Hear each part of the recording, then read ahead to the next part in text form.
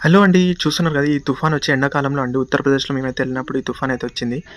ఇంకా మేమైతే చెప్పాను కదా! అన్న వాళ్ళ ఇంటికి ఫంక్షన్‌కైతే ఎళ్ళాము. కొత్త గృహప్రవేశం ఇంకా వాళ్ళ కొడుకుది పుట్టెంటుకలు తీస్తున్నారంటే ఇంకా వెళ్ళాము. చూస్తున్నారు కదా! ఈ ఉత్తరప్రదేశ్‌లో అయితే ఇలా అయితే చేస్తారు దావత్. ఇంకా మేమైతే ఎంజాయ్ చేసాము చాలా.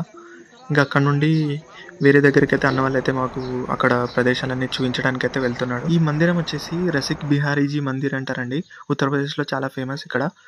ఇదొచ్చేసి గోలా బజార్ అండి మొత్తం ఇదంతా. రసిక్ బిహారీజీ మందిరం ఉన్న దగ్గరే ఇదంతా. గోలా బజార్ అంటారు ఇదంతా. ఇంకా భక్తులైతే చాలానే వచ్చారండి.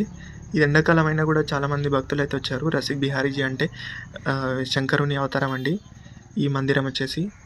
ఈ నది అవతల నేనైతే ఒకటి గమనించానండి. ఇక్కడ ఒక నది ఉంది. ఆ నది అవతల ఒక మొత్తం మధ్యలో నది మధ్యలో వాళ్ళైతే వ్యవసాయం అయితే చేశారండి. చూస్తున్నారు కదా! ఈ మాలలు అవన్నీ. అక్కడ మందిరానికి దగ్గరలో ఇవన్నీ అయితే మేమైతే చూసాము. ఇదొచ్చేసి మొత్తం ఉత్తరప్రదేశ్‌లో అండి. గోరఖ్‌పూర్ అనే సిటీకి దగ్గరలో గోలా బజార్ అంటారు. అక్కడికి దగ్గరలో ఇంకా మేమైతే మళ్ళీ రిటర్న్ అన్న వాళ్ళ ఇంటికి వెళ్ళే రూట్‌లో ఇంకా చాలా తుఫాన్ అయితే ఒక్కసారిగా వచ్చేసింది.